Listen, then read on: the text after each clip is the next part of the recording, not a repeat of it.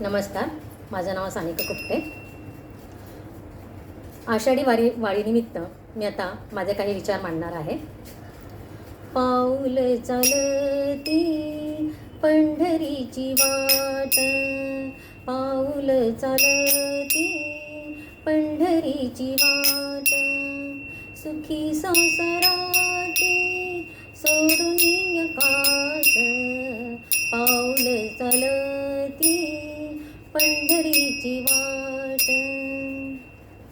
हा हा हा हा ज्येष्ठ महिना सरला की आपल्या सगळ्यांना आषाढाचे वेग लागतात. आणि आषाढ म्हटलं की आषाढी वारी आणि विठुरायाचे दर्शन. वारी म्हटले की आपल्या डोळ्यापुढे येते ती आषाढी कार्तिकीची वारी आणि विठुरायाचे सावळे रूप. वारी म्हणजे काय हो? वारी म्हणजे आपल्या रोजच्या संसारातून, रहाटगाडग्यातून, भवसागरातून, या मोहमायेतून जीव विठुरायाच्या दर्शनासाठी तहान भूक हरपून पायी चालत चालत जातो. हाती पताका, डोक्यावर तुळशीचे वृंदावन घेऊन आपण वारीला निघतो. वारी दिसायला वाटते तेवढी सोपी नव्हे. ही वारी दिसायला वाटते तेवढी सोपी नव्हे, पण आचरणासाठी ती अतिशय कठीण आहे. वारी म्हणजे फेरा, वारी म्हणजे एरझरा. मातेपासून आपली वार तुटली की जीवनाची वारी सुरू होते. या मोहमायेच्या भवसागरात जीव अडकून पडतो व बरेच वेळा गटांगळ्या खात जातो.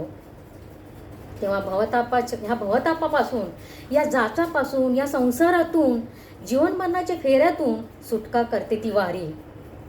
दुःख, क्लेश, भीती, भय, चिंता, संताप संपून जन्ममरणाची फेरी चुकवण्यासाठी जी पदयात्रा केली जाते तिला वारी असे म्हणतात.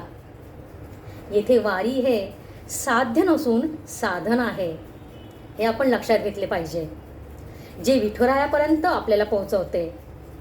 आणि अशी ही वारी करत करत विठुरायाचे नाम घेत तल्लीन होत हे वारकरी जेव्हा पंढरपूर नगरीत प्रवेश करतात आणि आपल्या सावळ्या विठाईचे दर्शन करून तिच्या पायावर मस्तक ठेवून धन्य धन्य होतात, तेव्हा मात्र पंढरीचे भूत मोठे,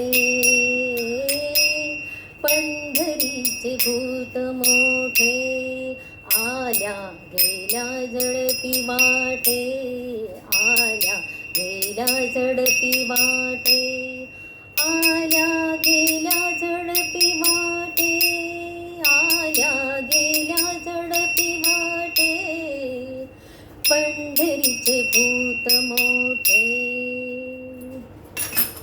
अशी अवस्था होते. आणि ज्यांची अशी अवस्था होत नाही ते या भवसागरातच अडकून पडतात आणि चिंता, भय यापासून त्यांची सुटका होत नाही. पण जे तरुण जातात, विठुरायाची भक्ती करून जे तरुण जातात, ही वारी करून आयुष्य सुखी करतात, ते पुन्हा फेरी आणि पुन्हा वारी यापासून त्यांची मुक्तता होते. धन्यवाद.